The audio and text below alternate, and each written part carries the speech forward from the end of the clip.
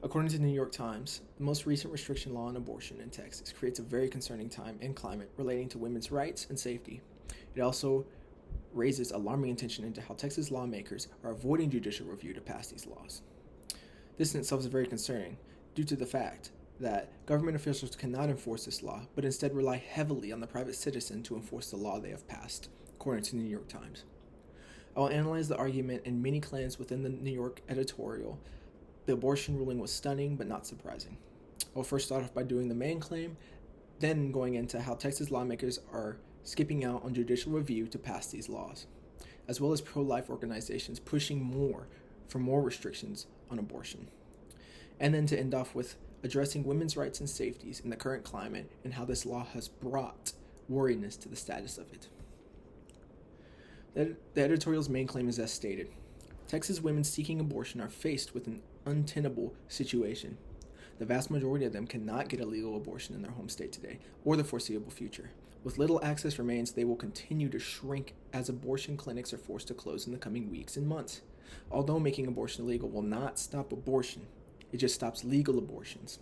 If a woman is pregnant and does not wish to be, she will find a way to do so. Within this claim, we can identify a few characteristics within it. We know that this is a claim of value. The claim itself stems off of the idea of good and bad. The words untenable situation is the use of harsh language to get the point across, as well as the author's beliefs of the abortion clinics closing down within the next coming weeks. The first provided subclaim is as a straightforward ploy by Texas lawmakers to escape judicial review because courts are empowered to block officials from enforcing an unconstitutional law, but not the law itself. Within this first subclaim, we can see that it's a claim of value due to the words straightforward ploy. Through this, the author implies that the Texas lawmakers did this 100% on purpose to get this law to pass. While there may be a chance of that being true, it isn't 100%, and therefore we base this claim on a belief of a certain situation that could possibly occur or has occurred. This is supported by an expert testimonial by Justice Sonia Sotomayor, who added, "This court has awarded the state's efforts to delay federal review of the plainly unconstitutional statute and acted in disregard of the court's precedents through procedural entanglements of the state's own creation. This support being a claim of fact due to how the state's own law structure and how it developed it to allow the law." The second subclaim of the editorial is some anti-abortion activists have become emboldened by their new allies at the high courts. They even plan on going further. Their goal is the full recognition of fetal personhood, which can ban abortions completely and contraceptives everywhere in the United States. This is a claim of value due to the fact that this is a belief of what could possibly happen, and not something that has happened presently or recently.